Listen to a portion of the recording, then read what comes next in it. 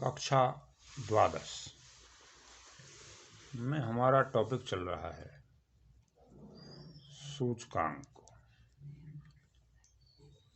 सूचकांक में इससे पहले भी पिछली वीडियो में हम बात कर चुके हैं। हम बात कर रहे थे भारित माध्य की, और भारित माध्य के हमने 4 सूत्र, लसपियरे का, पाश्चे का, मार्शल एजवर्थ का और फिशर का, इन 4 सूत्रों पर चर्चा हमने की थी। तो इनसे आधारित एक सवाल लेते हैं। मान लीजिए आपको वस्तुएं दे रखी हैं और 2 वर्ष की हम बात कर रहे हैं। एक तो वर्ष है हमारा 1970 और एक वर्ष है हमारा 1980।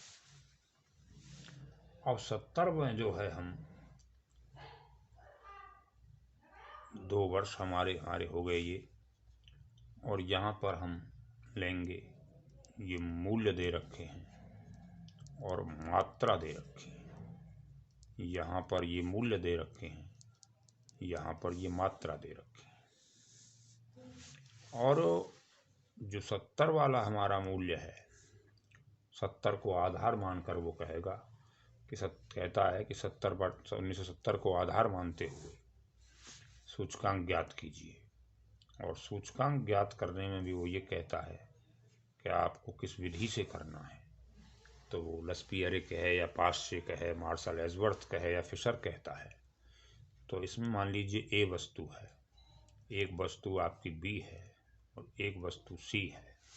3 ही वस्तु लेते हैं। अब इनके जो 70 वाले मूल्य हैं, ये तो P0 हो जाएगा और ये Q0 बन जाएगा, ये P1 हो जाएगा और ये हो जाएगा Q1। तो ये मूल्य मान लीजिए आपको दिए हैं, ये 4 है, ये 3 है, ये 2 है। यहाँ पर मात्रा ये किलोग्राम में मान लीजिए चाहे तो 50 किलोग्राम, इधर 10 किलोग्राम और इधर 5 किलोग्राम, जो कम इस्तेमाल होने वाली वस्तु है मान लीजिए।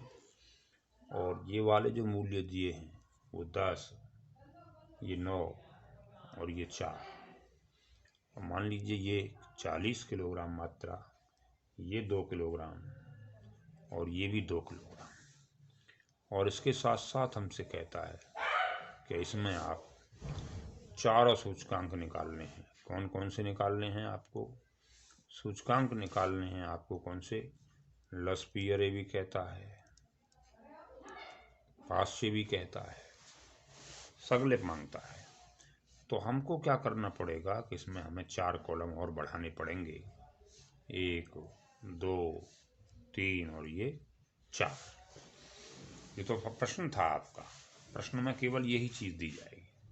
अब हम जो उत्तर वाली सारणी बनाना चाहते हैं, सॉल्यूशन करने वाली, तो उस सारणी के लिए अब हमने यहाँ P0 ले लिया और P0 के साथ Q0 भी लेंगे और P0 के साथ Q1 भी लेंगे। ठीक है साहब। फिर आप उठाते हैं P1 को, तो P1 के साथ भी Q0 और P1 के साथ भी Q1। ये इनकी गुणा हैं। तो जब इनकी गुणा करेंगे आप, P0 के साथ Q0 की गुणा, तो ये दोनों हमारी जो गुणा हैं, ये कितने आ जाएंगे आपके? ये आ जाएगा कितना? 200 और ये आ जाएगा कितना? 30 और ये 10। अब जो अगला कॉलम है वो P0 Q1 का है। अब P0 के साथ Q1 लेंगे तो ये 4 चौक 16, 160 आ जाएगा। ये आ जाएगा 6, 3 दूनी 6 और ये आ गया हमारा 4। अब P1 के साथ Q0 को लेना है। P1 के साथ Q0, तो P1 और Q0 के साथ जब हम गुणा करेंगे, P1 के साथ Q0 की, ये P1 और ये Q0, तो ये आ जाएगा आपका 500 और ये कितना आ जाएगा? 90 और ये कितना आ जाएगा 520। अब अगला कॉलम P1 और Q1 का है हमारा, तो ये आ जाएगा आपका कितना, ये 400 और ये 9 दूनी 18 और ये 4 दूनी 8 आ जाएगा। अब यहाँ इन सब के सिग्मा चाहिएंगे हमको, है नहीं। तो सिग्मा इनका मतलब है कि जोड़ चाहिए हमें। तो ये क्या है हमारा सिग्मा P0 और Q0, और जब सिग्मा P0 Q0 को जोड़ेंगे तो ये आ गया आपका 240। यहाँ पर सिग्मा P0 और Q1, सिग्मा P0 Q1 को आप जोड़ेंगे तो ये हो गया 170 और यहाँ पर निकालेंगे सिग्मा P1 और Q0 और ये हो जाएगा आपका 610 और यहाँ पर आप ज्ञात करेंगे सिग्मा P1 Q1 तो ये आपका आ जाएगा कितना 400, 18, 8, 26। ये फिगर आपने निकाले। अब इन फिगर्स को निकालने के बाद आपको क्या करना, आपको ये करना कि अब वो चारों ही सूचकांक मान लीजिए मांगता है, तो फिर लसपियरे सूचकांक आप निकालेंगे और लसपियरे सूचकांक का सूत्र आपको ध्यान में होगा ही। ये क्या सूत्र है, ये P0 P1 बटे P0 ये तो रहेगा ही रहेगा, ये Q0 को आधार मानता है और गुणा 100। जब ये हम सरल करेंगे तो ये आपका आ जाएगा कितना 610 और बटे में क्या आ जाएगा 240। देखो sigma P1 Q0 sigma P0 Q0 और गुणा 100, यानी 0 से 0 काट देंगे, ठीक है। और ये 6100 हो जाएंगे और बटे कितना आ जाएगा 24। तो ये सरल करेंगे तो ये आपका आ जाएगा 254.2। तो लसपियरे विधि सूचकांक निकल के आया 254.2। कहने का अभिप्राय ये है कि एज ए होल हम स्टडी कर रहे हैं। 1970 में कोई वस्तु 100 में थी तो लसपियरे के हिसाब से वो 1980 में जाकर 254 में मिलेगी। अब अगली बात करते हैं इसी संदर्भ में। हमारी अगले जो सूत्र है वो है पाश्चय सूचकांक। तो पाश्चय का जो सूचकांक आप निकालेंगे उसका सूत्र क्या है भाई, सिग्मा P1 बटे सिग्मा P0 तो सब में लगेगा ही, ये Q1 को बेस मानकर चलता है तो गुणा 100, ठीक है सर। तो इसको जब हम हल करेंगे सिग्मा P1 Q1 आपको दिखाई दे रहा होगा सारणी में, कितना है ये 426। तो ये आ जाएगा आपका 426 और बटे में 170 और गुणा 100। जब उसे सरल करेंगे तो ये आपका आएगा 250.6। तो पाश्चय के अनुसार ये वस्तु 250 रुपये और 60 पैसे में मिलेगी। तीसरा जो हमारा फिगर है वो है मार्शल एजवर्थ। मार्शल एजवर्थ का सूत्र क्या है, इसका सूत्र है भाई सिग्मा P1 बटे सिग्मा P0 तो आएगा ही, है नहीं, और इधर सिग्मा P1 बटे सिग्मा P0 आएगा, यहाँ Q0 आ जाएगा, यहाँ Q0 आ जाएगा और यहाँ Q1 और यहाँ Q1 प्लस कर देंगे और ये बटे कर देंगे और गुणा क्या आ जाएगा 100, ये वाले। तो जब इससे हल करेंगे आप इस सूत्र से इसको तो क्या होगा आपका, तब आ जाएगा ये 610 और प्लस 426 और बटे में 240 और प्लस 170 और गुणा 100 और ये आपका हो जाएगा 1036 और बटे में 410 और गुणा 100।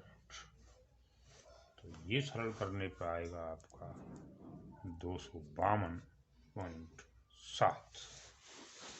252.7। तो ये हो गया आपका तीसरे वाला। और चौथे जो है वो फिशर का सूचकांक है। अब आप निकालेंगे इन्हीं आंकड़ों से फिशर सूचकांक। तो जब फिशर सूचकांक आप ज्ञात करेंगे तो इसका सूत्र आप जानते हैं, ये अंडर रूट में sigma P1 sigma P0 sigma P1 sigma P0 यहाँ Q0 यहाँ Q1 ये गुणा अंडर रूट से बाहर रखना है आपको गुणा 100। ये फिशर का सूचकांक है साहब। तो ये कितना आ जाएगा, ये आ जाएगा अंडर रूट में ये 610 और बटे 240 और गुणा 426 और बटे 170 और बाहर रखेंगे गुणा 100। जब इसे सरल करेंगे तो इसे सरल करते समय ये गुणा आपकी आ जाएगी दोनों की 12,993 और ये आ जाएगा आपका कितना 2040 और बाहर गुणा कितने की होगी 100 की। और ये पहुंच जाएगा आपका अंडर रूट में 2 का बार है, ये आएगा लगभग 6.369 और गुणा 100। इसे सरल करेंगे तो इसका वर्गमूल 2.5244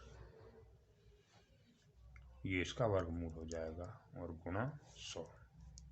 तो ये 252.4 ये आपका फिशर का सूचकांक है।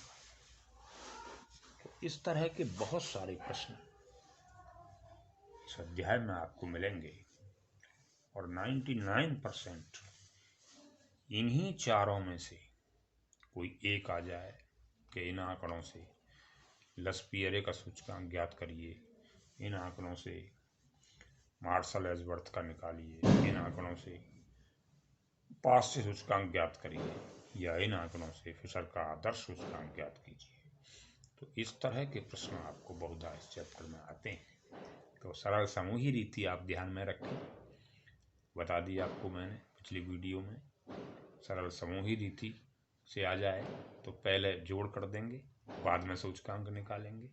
और मूल्यानुपातों का औसत भी दिया है तो पहले मूल्यानुपात निकालेंगे, बाद में उनका औसत निकालेंगे।